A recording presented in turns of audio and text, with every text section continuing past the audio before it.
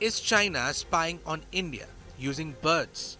That question may sound absurd at first, but when a migratory seagull, fitted with a Chinese made GPS tracking device, turned up injured just kilometers from one of India's most sensitive naval installations, it stops being a joke and starts becoming a security concern.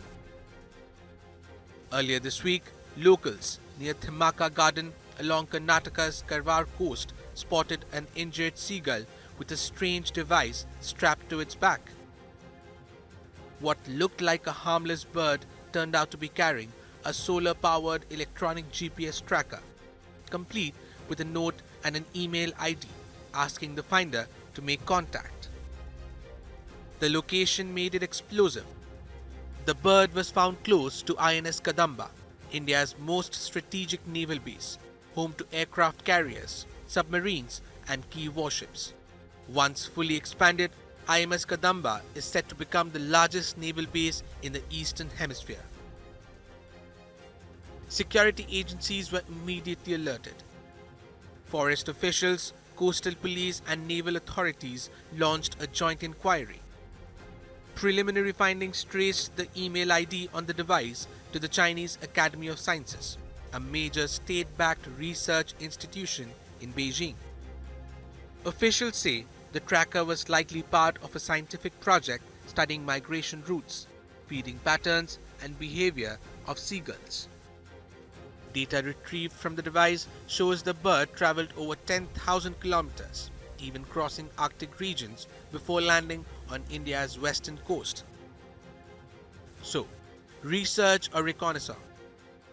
Authorities insist there is no direct evidence of espionage so far, but they are not taking chances. The device is now being sent for technical analysis to determine what data it collected, how it transmitted information, and whether it had any capabilities beyond standard wildlife tracking. And this is not an isolated incident. India has seen a strange pattern of spy bird scares, from a GPS-fitted war eagle near Karwar last year, to a pigeon detained in Mumbai for 8 months over suspected Chinese links, to earlier cases involving Pakistan and Kashmir. Globally, history offers even stranger precedents, like Vladimir the beluga whale, suspected of being a Russian spy. Wildlife tracking is a legitimate scientific practice, but when research intersects with strategic military zones, skepticism is inevitable, especially given China's track record of dual-use technology.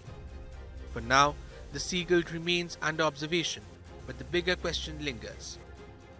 In an age of satellites, drones, and cyber warfare, could nature itself be the next intelligence frontier? With Rishika Radhya, Bureau Report, India Today Global.